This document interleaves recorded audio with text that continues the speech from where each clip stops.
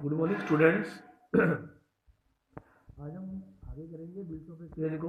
आज हमारा टॉपिक है promissory note. What is the promissory note?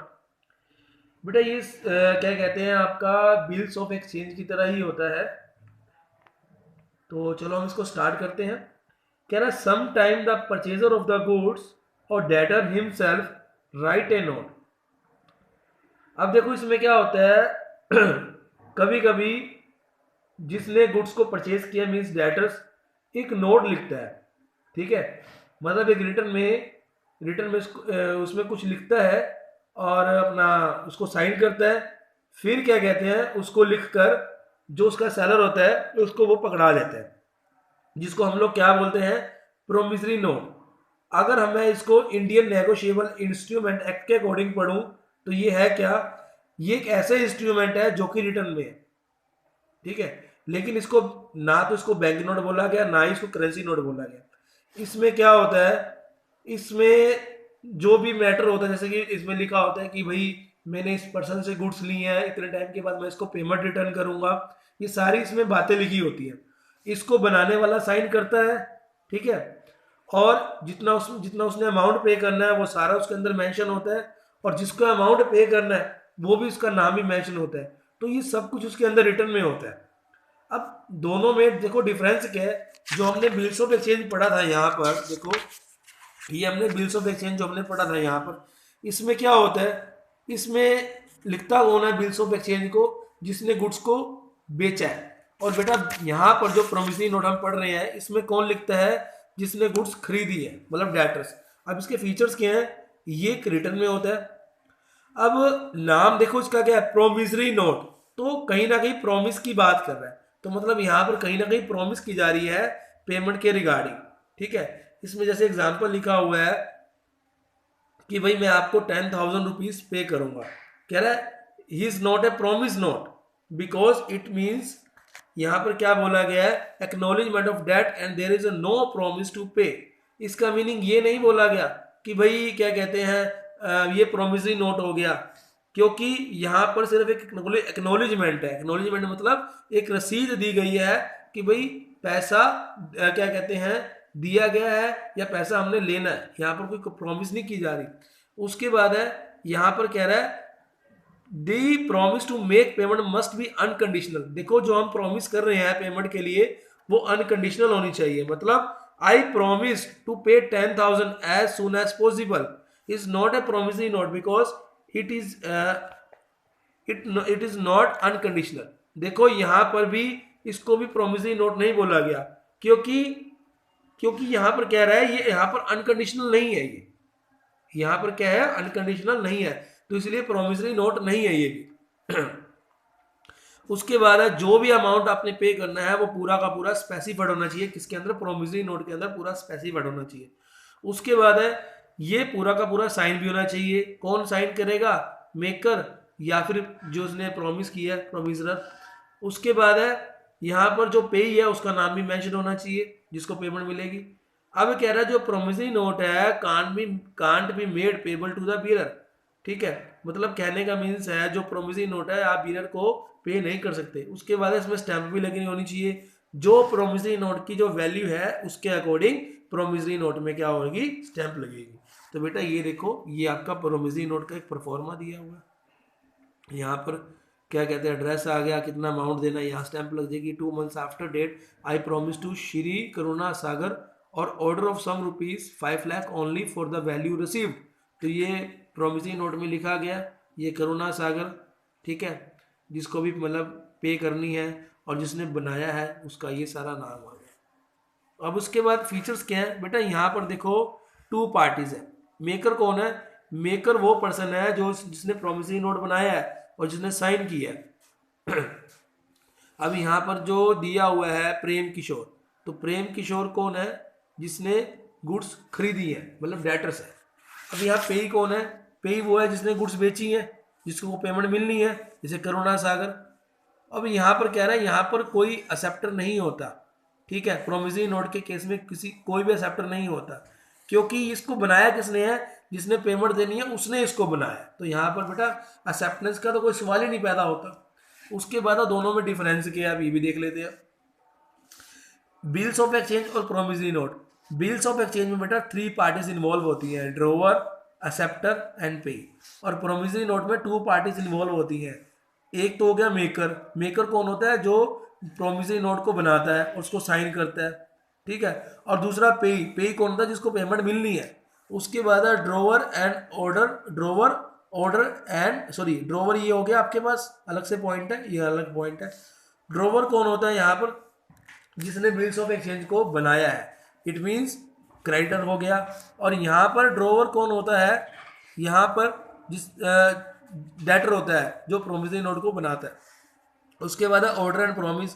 यहाँ पर बिल्स ऑफ एक्सचेंज में पेमेंट को लेकर ऑर्डर किया जा रहा है, ना कोई रिक्वेस्ट नहीं की जा रही, और यहाँ पर पेमेंट्स को लेकर एक प्रॉमिस की जा रही है। उसके बाद एक्सेप्टेंस। बिल्स ऑफ एक्सचेंज में एक्सेप्टेंस की रिक्वायरमेंट होती है, और ये एक्सेप्टेंस कौन करता है? ड्रॉई करता है। उसके बाद है प्रोमिसरी नोट में एक्सेप्टेंस की कोई भी नीड नहीं होती, ठीक है। उसके बाद है लाइबिलिटी। यहाँ पर जो लाइबिलिटी है ड्रोवर की, वो क्या है? सेकेंडरी है। And he will be liable only if the acceptance या एक्सेप्टर डज नॉट पे। देखो ये पॉइंट थोड़ा समझने वाला है। बिल्स ऑफ एक्सचेंज में क्या होता है कि मान लो बिल्स ऑफ एक्सचेंज में, जैसे बिल्स ऑफ जो भी मेरे पास बिल है, मैं उस बिल की गारंटी के बेस पर बैंक से पैसा ले सकता हूँ, ठीक है। किसके बिहाफ पे? डेटर के बिहाफ पे। अगर वो डेटर ड्यू डेट पे बैंक को पेमेंट नहीं करता, तब मुझे पेमेंट करनी पड़ेगी, मतलब ड्रोवर को पेमेंट करनी पड़ेगी। तो जो लाइबिलिटी है वो क्या होगी? सेकेंडरी लाइबिलिटी होगी। और यहाँ पर जो लाइबिलिटी है ड्रोवर की, वो क्या है? प्राइमरी। मतलब जो डेटर जो पेमेंट करेगा, ठीक है, उसकी जो लाइबिलिटी है वो क्या है? प्राइमरी। अब यहाँ पर पे कौन होता है? यहाँ पर जो ड्रोवर होता है, जो जिसने बिल लिखा होता है, वही पे बन सकता है। लेकिन यहाँ पर बिल लिखने वाला कभी भी पे नहीं कर सकता, क्योंकि बिल लिखा किसने? डेटर। तो डेटर अपने आप को पेमेंट थोड़ा करेगा। उसके बाद है नोटिंग। अब कह रहा है ये बहुत बढ़िया तरीका है, अगर हम इसको नोट कर, कह रहा है इसको ये बहुत अच्छा मेथड है नोट होने का। और ये नोट कब होता है? जब डिसऑनर हो जाता है, जब कैंसिल हो जाता है।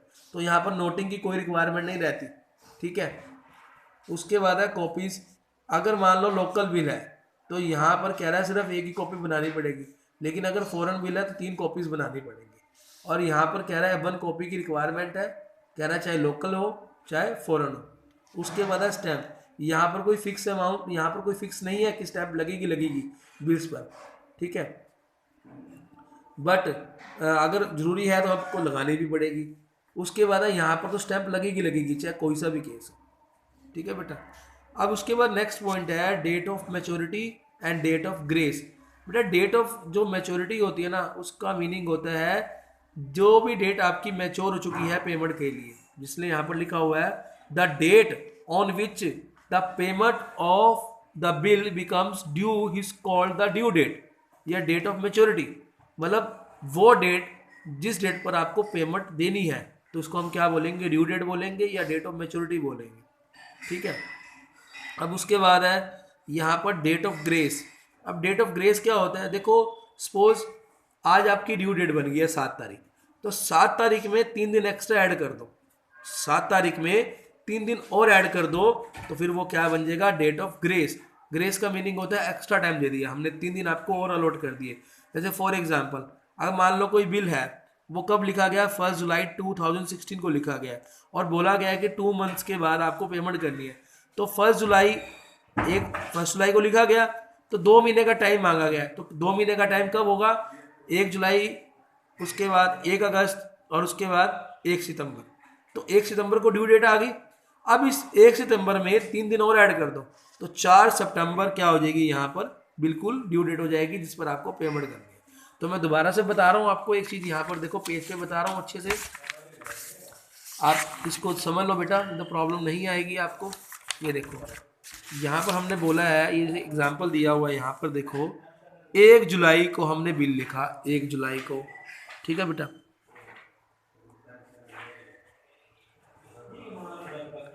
1 जुलाई को बिल लिखा, 2 मंथ्स का टाइम मांग रहा है, 2 मंथ्स का। अब 1 जुलाई में 2 मंथ्स कैसे होंगे? 1 जुलाई में 2 मंथ्स मांगे उसने, ठीक है, इस तरह से। तो 1 मंथ यहाँ कंप्लीट हो गया, 2nd मंथ यहाँ कंप्लीट हो गया, तो उसके बाद 3 दिन आपस में और ऐड कर दो, 1 और 3 में, तो यहाँ पर होगी 4 सितंबर क्या होगी बेटा, पूरी एग्जैक्ट डेट होगी, और 4 सितंबर को आपको पेमेंट हर हाल में करनी पड़ेगी। ठीक है बेटा। अब देखो जैसे इसमें क्वेश्चन दिया हुआ है, ये वाला क्वेश्चन में क्या दे रखा है, date of the bill, date of the bill, हमें ड्यू डेट देखनी है। फर्स्ट है ना, टाइम कितना है 2 मंथ्स का, तो कब होगा, फेब मार्च, मार्च में 3 दिन और ऐड कर दो, तो कितने बनेंगे आपके, 4 मार्च। ठीक है बेटा, ये तो हो गया मंथ्स के रिगार्डिंग, किसके रिगार्डिंग हो गया, मंथ्स के रिगार्डिंग हो गया। अब बेटा ये देखो आप, अब डेज का मैं बताऊं आपको, डेट्स का। अब जैसे 30 अप्रैल है, उसने बोला मैं 30 दिन के बाद पेमेंट करूंगा, कितने दिन के बाद, 30 दिन के बाद। अप्रैल के बाद क्या आता है, मई, ठीक है, मई का महीना हो गया 30 दिन का, 31 दिन का महीना हो गया ना, तो 30 मई को आपका टाइम पीरियड पूरा, उसमें 3 दिन और ऐड कर दो, 30 मई में, 30 मई में 3 दिन और ऐड कर दो, 31, 1 और 2, यहाँ जो टाइम पीरियड बनेगा वो किसका बनेगा, 2 जून का टाइम पीरियड बनेगा। देखो यहाँ, ठीक है बेटा। तो ये आपको एक छोटा सा क्वेश्चन है, आपको ये करना पड़ेगा। ठीक है, तो ये वाला आप करके देखो, अगर इसमें कोई डाउट होगा तो आप मुझसे फ़ोन करके या बेटा पूछ सकते हो। ओके बेटा।